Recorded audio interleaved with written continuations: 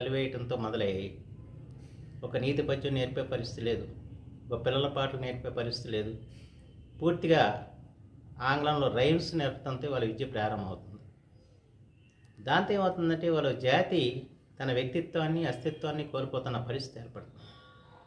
అందుకే ప్రాథమిక విద్య మాత్రం ఖచ్చితంగా తెలుగులో ఉండాలి, మాతృభాషలోనే ఉండాలన్నది అది నా అభిప్రాయం కాదు. యావత్ ప్రపంచంలో ఉన్న విద్యావేత్తలు కానివ్వండి, విద్యా విధానాలు కానివ్వండి చేస్తున్న విషయం అది.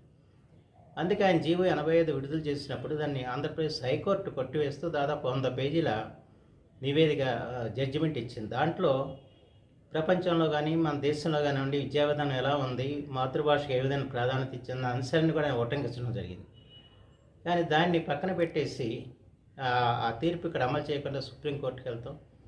సుప్రీంకోర్టులో అది వాయిదాలు పడుతూ ఈరోజు కూడా రాని పరిస్థితి ఏర్పడింది. అందుకే వాళ్ళ సుప్రీంకోర్టు పూర్వ ప్రధాన న్యాయమూర్తి గౌరవనీయులు నూతలపాటి వెంకటరమణ గారు ప్రభుత్వాన్ని కోరారు. ఎందుకంటే ఆ జీవోని మన రద్దు చేస్తూ రాష్ట్ర ప్రభుత్వం వెళ్ళింది కనుక రాష్ట్ర ప్రభుత్వం దాన్ని ఉపసంహరించుకుని మళ్ళా తెలుగుకి ఔనిత్యం కలిగించాలని చెప్పిన వారు కూడా కోరటం జరిగింది. మన ప్రపంచ తెలుగు మహాసభల్లో రచయితలందరూ కూడా ముక్తకంఠంతో కోరటం జరిగింది. మొన్న 28-29 డిసెంబర్ 28-29లో జరిగిన ప్రపంచ తెలుగు రచయితల మహాసభలు తెలుగు భాష విషయంలో సంపూర్ణమైన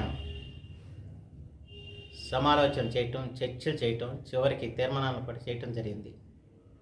ఆ తీర్మానాలలోనే తెలుగులో పాలన ఉండాలని కూడా తీర్మానం చేయడం జరిగింది. దానికి అనుగుణంగానే వాళ్ళ ఈ ఉత్తర్వులు కూడా రావటం చాలా ఆనందదాయక విషయం. అందుకు ప్రత్యేకించి ముఖ్యమంత్రి గారికి నేను హృదయపూర్వకంగా కృతజ్ఞతలు తెలియజేసుకుంటున్నాను. అలాగే ఇంకా తెలుగు సంస్థలన్నీ కూడా వాళ్ళు నిర్వీర్యం చేశారు. తెలుగు అకాడమీ సంస్కృత అకాడమీ చేసి దాన్ని ఎందుకు తెలుగు అకాడమీ యొక్క అస్తిత్వాన్ని కోల్పోయేలాగా చేయటం జరిగింది. అలాగే సాహిత్య అకాడమీకి వాళ్ళ పార్టీ కార్యకర్తలని సాహిత్యానికి సంబంధం లేని వాళ్ళని వేసి ఒక అడుగు కూడా ముందుకేసిన పరిస్థితి లేకుండా చేశాడు.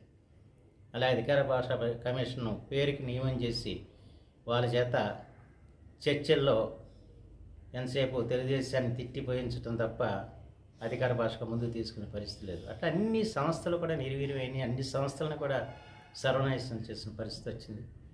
మళ్ళీ తెలుగు భాషకు సంబంధించిన సంస్థలు ఏవైతే ఉన్నాయో ఆ సంస్థలను అన్నింటినీ కూడా మళ్ళీ సరైన పందాలు నడిపించాల్సిన బాధ్యత కూటమి ప్రభుత్వం మీద ఉంది. అంతేకాకుండా ఆ రోజున తెలుగు భాషా ప్రాధికార సంస్థని ముఖ్యమంత్రి చంద్రబాబు గారు ఆనాడు ఏర్పాటు చేశారు. దాన్ని నిర్వీర్యం చేశారు. మళ్ళీ ఆ సంస్థను కూడా మనం పునరుజ్జీవనం చేసి దాని ద్వారా కూడా తెలుగు భాషకు అభివృద్ధికి నాంది పలకాలని చెప్పి నేను కోరుతున్నాను.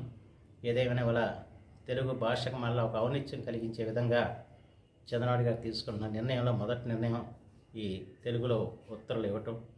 అందుకు వారికి హృదయపూర్వకంగా కృతజ్ఞతలు తెలియజేస్తున్నాను. అలాగే ఉప ముఖ్యమంత్రి పవన్ కళ్యాణ్ గారు వారు కూడా తెలుగు భాషని ఎలాగైనా నిలబెట్టాలని చెప్పి ఆలోచిస్తున్న వ్యక్తి.